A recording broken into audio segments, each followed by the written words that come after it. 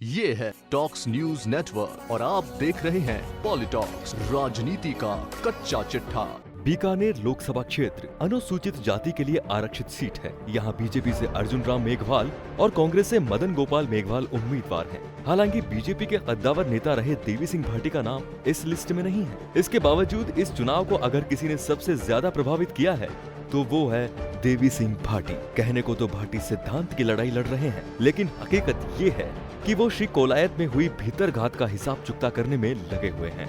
जितनी शिद्दत के साथ उनको श्री कोलायत में हराने के लिए काम हुआ था, उससे कई गुना अधिक मेहनत व दृढ़ शक्ति के साथ भाटी यहाँ बीजेपी प्रत्याशी को हराने में जुटे हैं। आइए देखते हैं कि किस विधानसभा क्षेत्र में देवी सिंह भाटी बीजेपी उम्मीदवार को कितना नुकसान पहुंचा रहे हैं। बीकानेर पूर्व की सीट का बड़ा हिस्सा कभी श्री कोलायत विधानसभा का क्षेत्र था। राजपूत बाहुल्य क्षेत्र होने के कारण यहाँ भाटी राजपूत समाज के लोगों को प्रभावित करने में काफी हद तक सफल रहे। भाटी समर्थकों को ये दावा निराधार नहीं है कि 2014 के चुनाव में जीत जाते तो सत्ता में राजपूत समाज की भागीदारी बढ़ जाती। यहाँ कांग्रेस प्रत्याशी की ओर से कोई ज्यादा प्रयास नजर नहीं आ रहे हैं। यहाँ तक कि सिद्धि कुमारी को कड़ी टक्कर देने वाले कन्हैयालाल झमर भी कहीं नजर नहीं आए। बीजेपी के लिए चिंता का विषय है कि क्षेत्र से उनकी विधायक सिद्धि कुमारी भी वोट बटोरने का प्रयास नहीं कर रही हैं। श्री कोलायत विधानसभा क्षेत्र में देवी सिंह भाटी का असर आज भी कायम है। यहाँ वे बीजेपी को नुकसान पहुँचाने की क्षमता रखते हैं। राजपूत समाज पर भाटी का खासा प्रभाव है। हालांकि इस बार उनकी पुत्रवधू पूनम कंवर 10,000 से अधिक वोटों से हार गई, लेकिन ब्राह्मण व अन्य समाज के लोग आज भी भाटी के साथ हैं। कांग्रेस के भंवर सिंह भाटी सत्ता में राज्य मंत्री हैं और उनका व्यवहार हर किसी को प्रभावित करता है। भाटी तेज नोक में बीजेपी को नुकसान पहुंचाने की स्थिति में है। बीकानेर पश्चिम देवी सिंह भाटी यहाँ जगह जगह अर्जुन राम मेघवाल के खिलाफ सभाएं कर चुके हैं।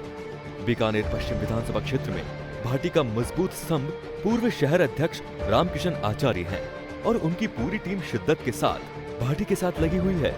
यानी सीधे तौर पर बीजेपी प्रत्याशी का विरोध हो रहा है। वहीं दूसरी ओर युवा मतदाता मोदी मोदी का नारा लगा रहे हैं। श्री डूंगरगढ़ में स्वयं मेघवाल का विरोध है। ऐसे में विरोधियों को भाटी का समर्थन मिल गया है। बीजेपी प्रत्याशी रहे ताराचंद सारस्वत स्वयं मजबूत स्थिति में नहीं है। ऐसे में बीजेपी को यहाँ संघर्ष करना पड़ेगा। पूर्व विधायक कृष्णाराम नाई यहाँ चुनाव को प्रभावित करते हैं, लेकिन वो किसके साथ है ये देखना होगा।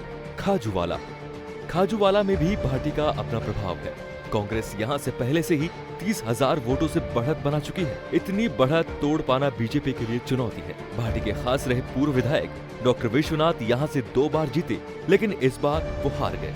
अब वे अपनी पार्टी को कितना सहयोग कर पाएंगे ये 23 मई को ही पता चल पाएगा। लूणकरणसर में भी स्थिति नोखा जैसी ही है। यहाँ विजयी रहे बीजेपी के सुमित गोदारा को भाटी का समर्थन मिला था, लेकिन उन्हें भी पार्टी लाइन से आगे जाने की इजाजत नहीं है। सुमित गोदारा अपने बूते पर ही बीजेपी के लिए जी जान लगा रहे हैं। उनका ये प्रयास बीजेपी को कितनी बढ़त दिला पाता है ये भविष्य के गर्त में छिपा है। अनूपगढ़ श्री गंगानगर जिले के अनूपगढ़ विधानसभा क्षेत्र में बीजेपी प्रत्याशी अर्जुन राम मेघवाल का विरोध है, तो कांग्रेस प्रत्याशी मदन गोपाल मेघवाल से भी नाराजगी है। यहाँ भाटी की दखलंदाजी साफ नजर आ रही है। भाटी सिंचाई मंत्री काल के अपने संबंधों को अर्जुन राम के खिलाफत के लिए काम में ले रहे हैं। पॉलिटॉक्स न्यूज के लिए बीकानेर से अनुराग हर्ष की रिपोर्ट। ये है टॉक्स न्यूज नेटवर्क और आप देख रहे हैं पॉलिटॉक्स, राजनीति का कच्चा चिट्ठा।